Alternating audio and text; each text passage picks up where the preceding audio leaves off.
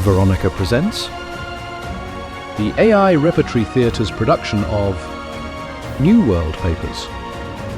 Book 1, The Historian's Tale, by K.B. Shaw.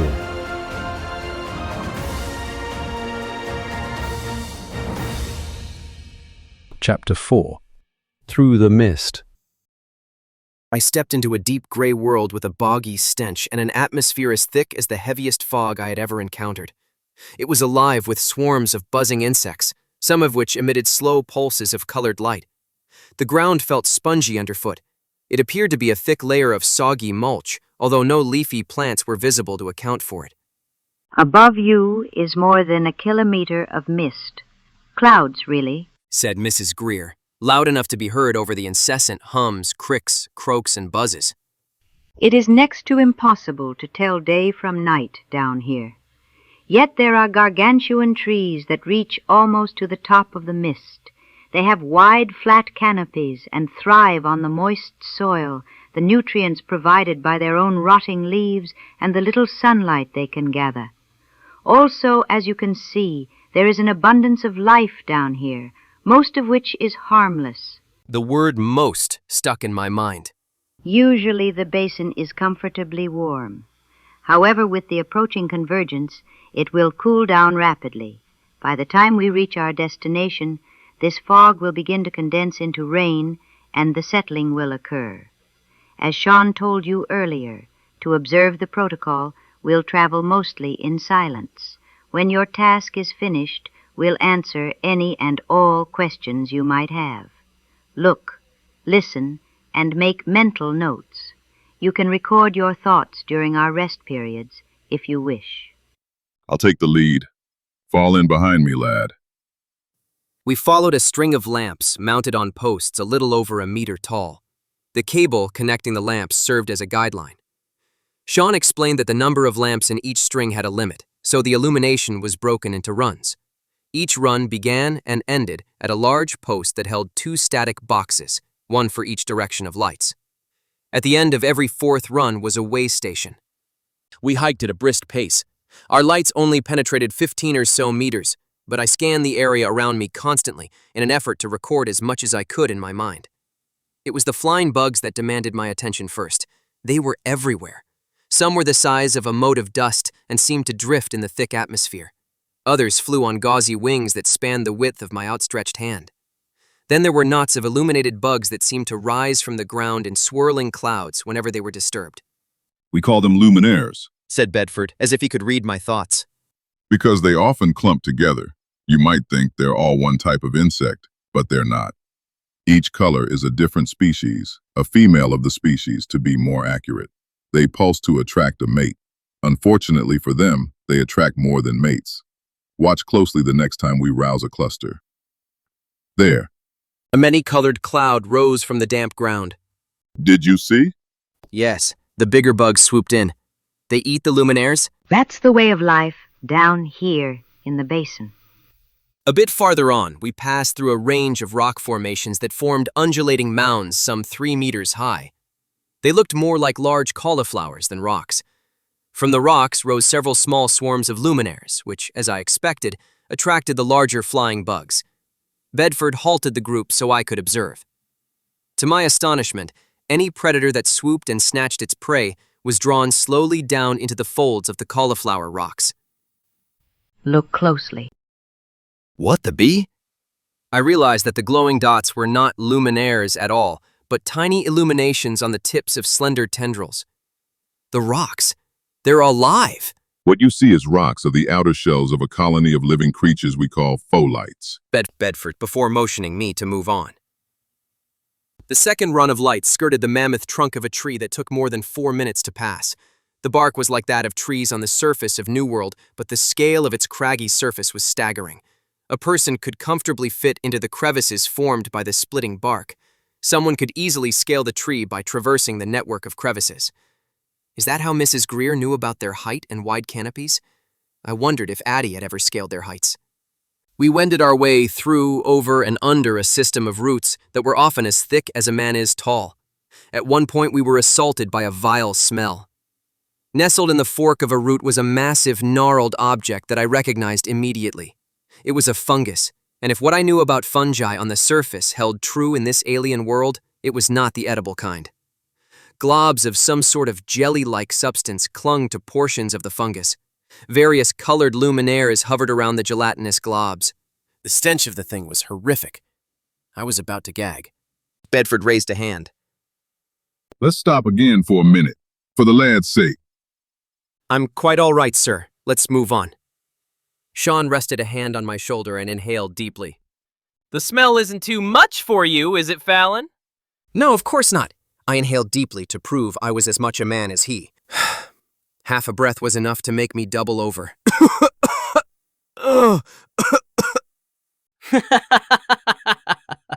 That was rather brutal of you, brother o' mine. You are incorrigible, Sean. Said Mrs. Greer as she rubbed my back soothingly. Are you all right, Fallon? Yes, ma'am. I don't need a break. Really. I didn't say we should stop to give you a break, lad. I said we should stop for your sake. You should see this. Bedford gestured toward the fungus. It's a rare sight. He's right.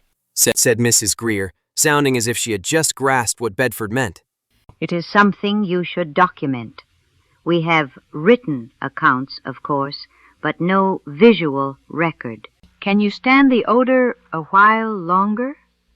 I straightened myself out, hand pressed firmly against my stomach. Yes, ma'am. I tried not to groan or sound whiny, but I don't think I succeeded. Toby pushed Sean toward me. Go on, you screel, apologize. I'm sorry, Fallon. His repentant expression was not at all convincing. Sincerely, I wouldn't have done it if I didn't like you. The corners of his mouth twitched, then broadened into a smile. Honest. He held his hand up in the sign of peace. I couldn't help myself. As I returned the gesture, I began to laugh. The twins joined in. Sean stepped close, wrapped his arms around me, and said quietly, "Sorry, little brother. Truly, I am." Little brother. I didn't know if it was just a figure of speech, but I didn't care. That was the first time in my life anyone had treated me like family. So get on with it then, Said Toby. See what you need to see so we can get out of this wretched place. Mrs. Greer pointed at a particular puddle of dark goo that rested in a bowl of the fungus. There's an entire cycle of life to be observed here. See that darker material? That's the remains of 2 or more adult creatures. Too bad there isn't a live adult for you to see. When they are ready to mate, the adults are attracted to the scent of the conjugal plant. The giant fungus. That is correct. Oh, you are a lucky charm, young man. Look, over there. A translucent organism floated through the mist. It looked like a fancy gelatin mold of unique design, with a multitude of fine tentacles dangling and writhing beneath. The tips of the tentacles pulsed in the same colors as the luminaires, snagging any unsuspecting insect that came to prey. I was beginning to see some of the patterns of life in the basin. The creature looked too heavy to float, yet it was deadly graceful as its tentacles danced through the air, selecting this bug, then that, just like the pholites. As far as we can tell, there's not a male and female of the species. But when 2 or more adults come into contact over a conjugal plant, they embrace each other. It's the embrace of death. And life, Sean, and life. As their tentacles intertwine, they sting each other to death. Just as they sting the insects they snare, they fall to the conjugal plant below and decay into the dark, syrupy material I first showed you.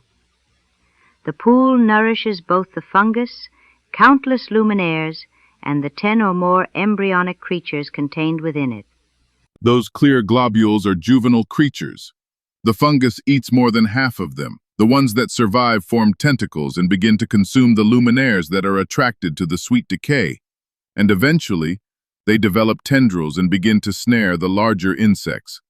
As the insects are digested, the creature fills with gas and expands. Eventually, the buoyancy of the gas is more than the weight of the creature, and it rises from the fungus to hunt in the mist until it returns to begin the cycle anew. Ha ha! And all this is possible because the poor creature doesn't have an arse and can't fart. Well then, Sean, you're in no danger of floating away on the breeze, are you? Because you're the biggest arse I know.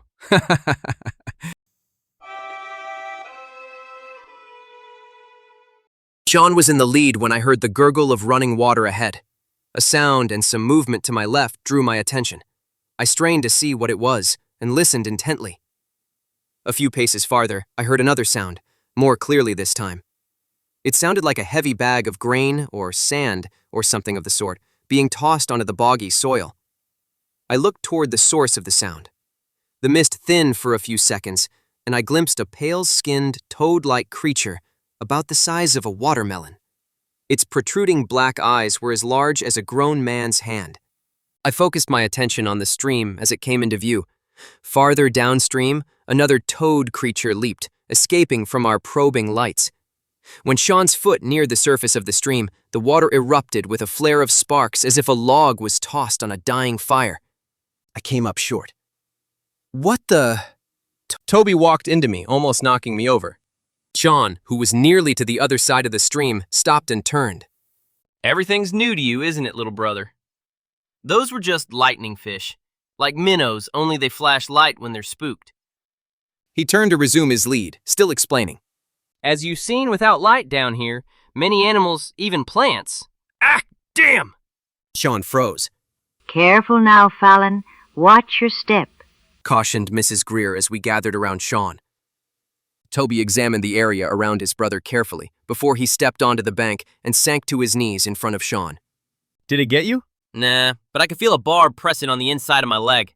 It looked to me as if Sean's foot was wrapped in several of the decaying leaves from the basin floor. Bedford knelt behind Sean. You take those two and I'll take these, okay? Toby nodded.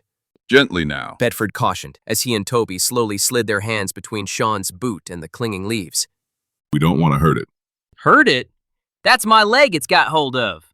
Shut up and hold still, brother. On three then? Said Bedford when their hands were in position. Toby nodded. 1, 2, 3.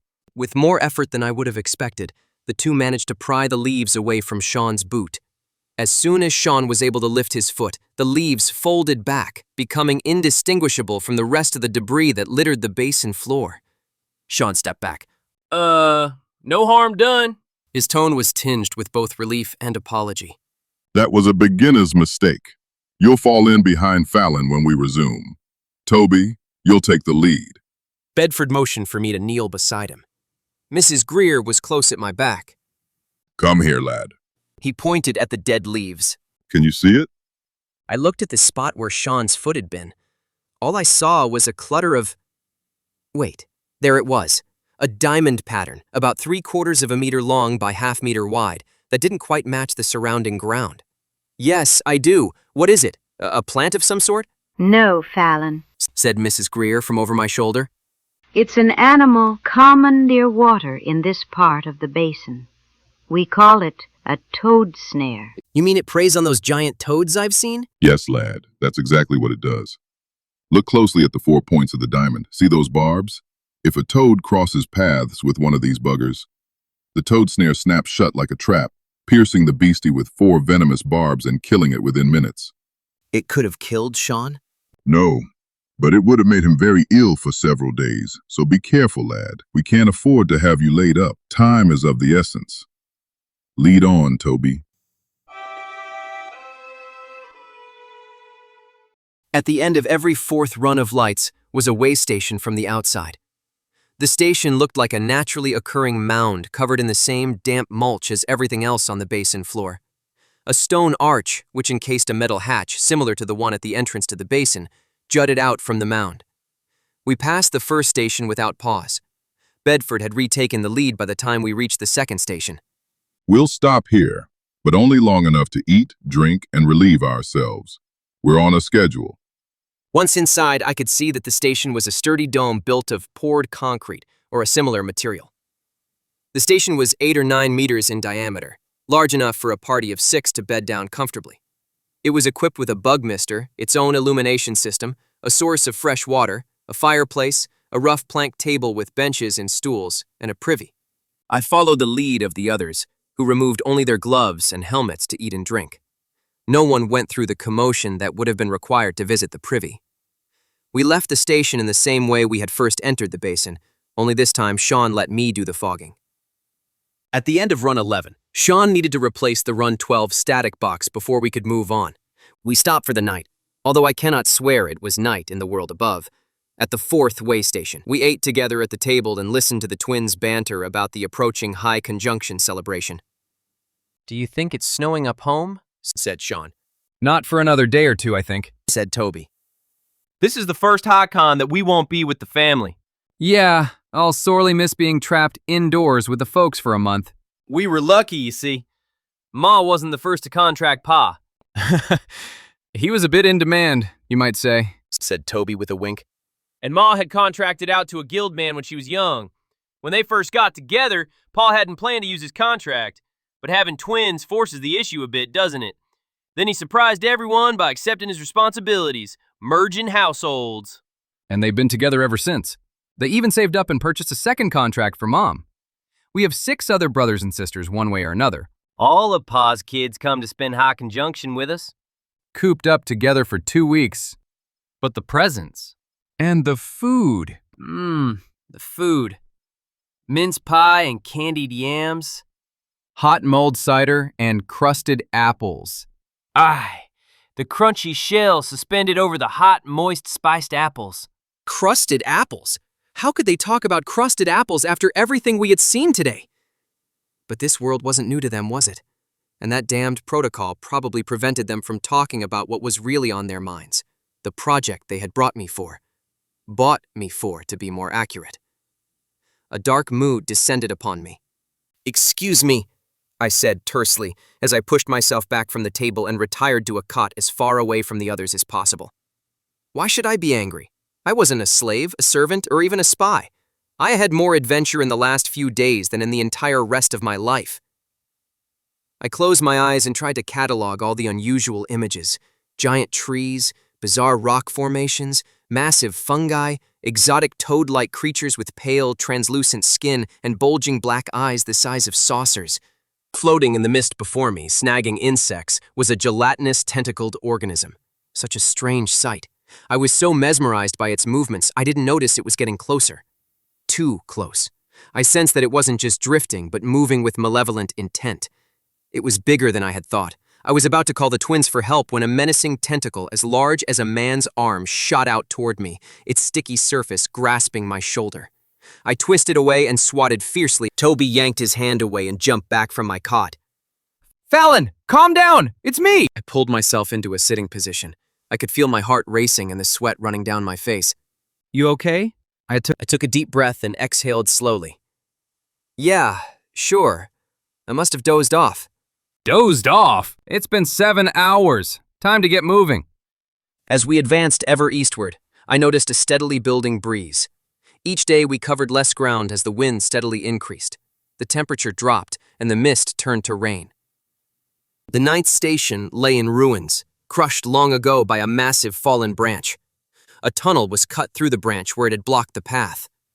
On the 4th day, I became aware that the mulch floor of the basin forest had given way to bedrock and the bugs had disappeared, as well as all other signs of life.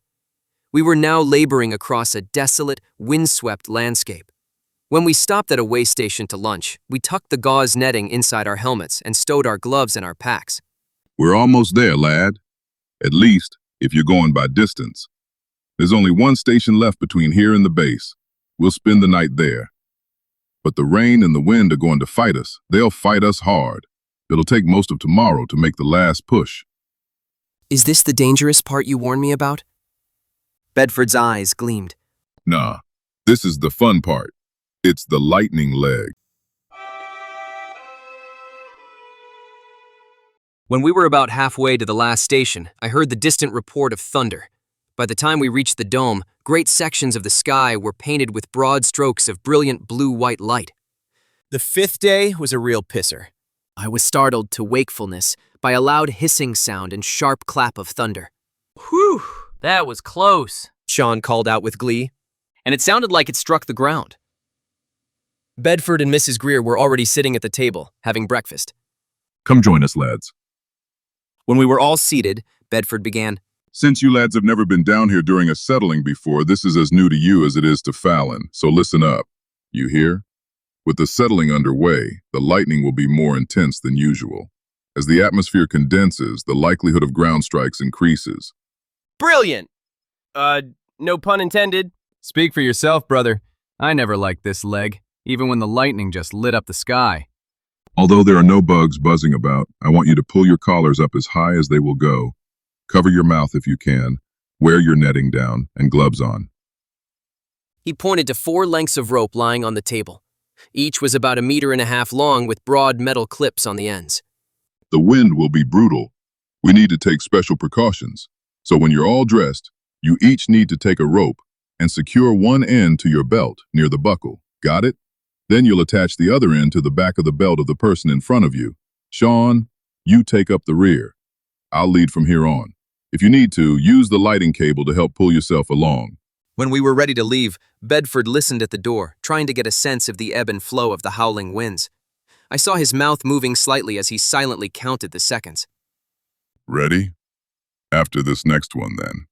He grasped the latch as the wailing wind reached its peak. 4, 3, 2.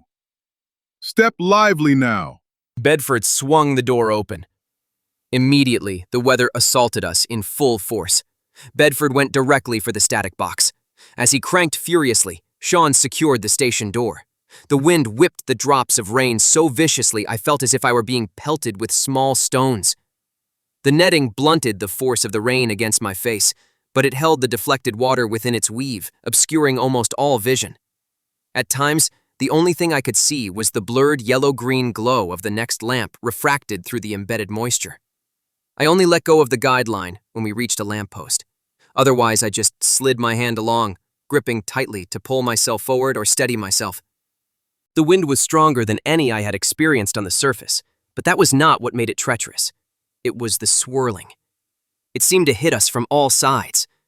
As we trudged on, I was able to get a sense of the cycle of the wind as it shifted from front to right to back to left to front again. Even this sensibility of pattern could not prepare me for the sudden malicious intensity of this gust or that.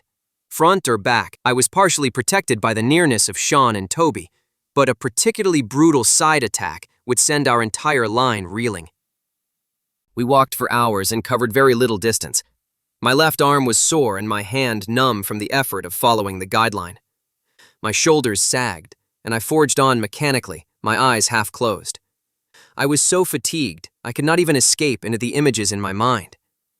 I wanted to lie down, curl up, and go to sleep. Then all of a sudden, we were sheltered from the wind. My body stiffened, my mind became alert. The rain still came down heavily, but it was no longer whipped into a frenzy by the wind. I dared to uncinch my netting and pull it back so I could see my surroundings more clearly.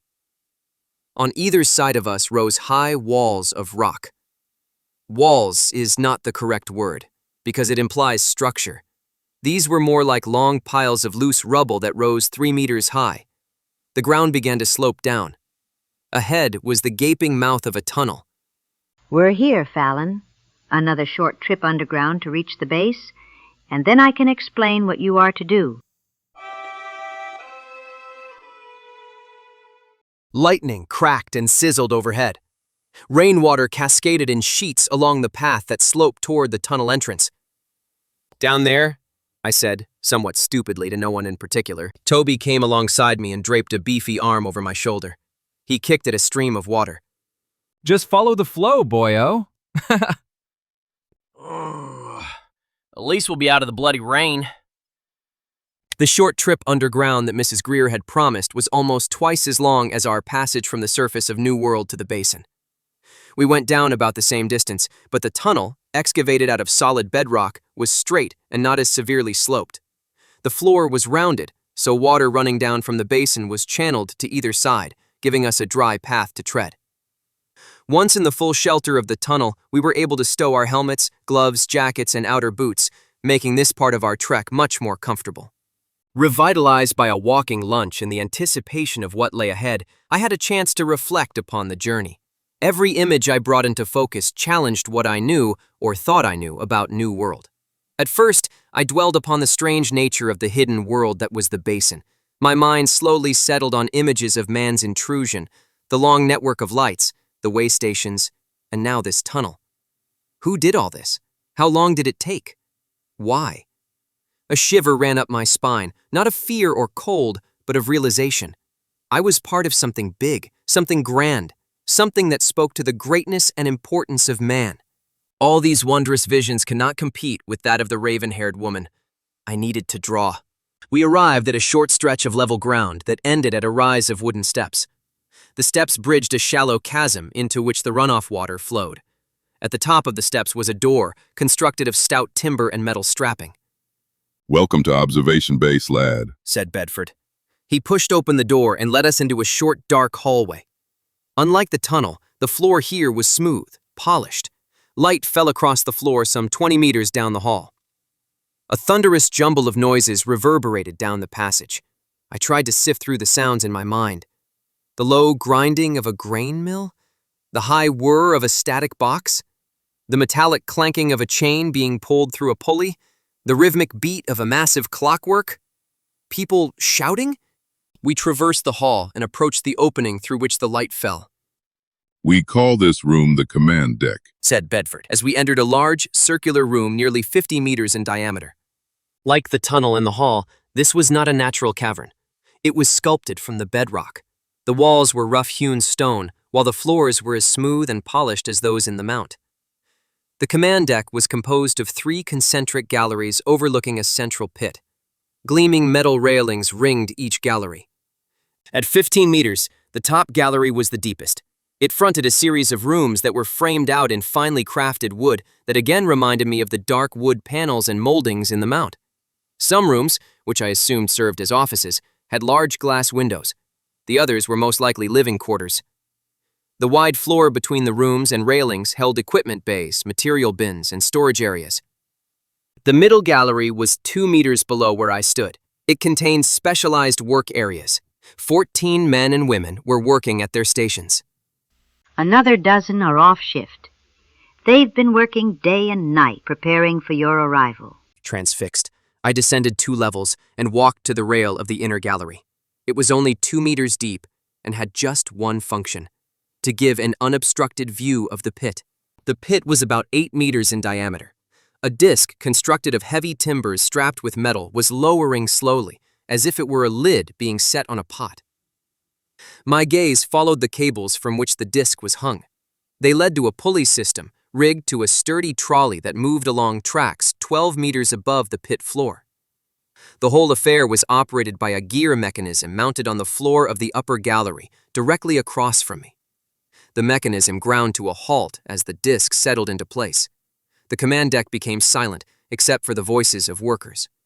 "Hatch secure," called a man stationed by the gear controls located on the level below the mechanism. "Hatch secure," confirmed a woman on the opposite side of the pit. "Operation terminated. Discharging power," came a voice from somewhere unseen.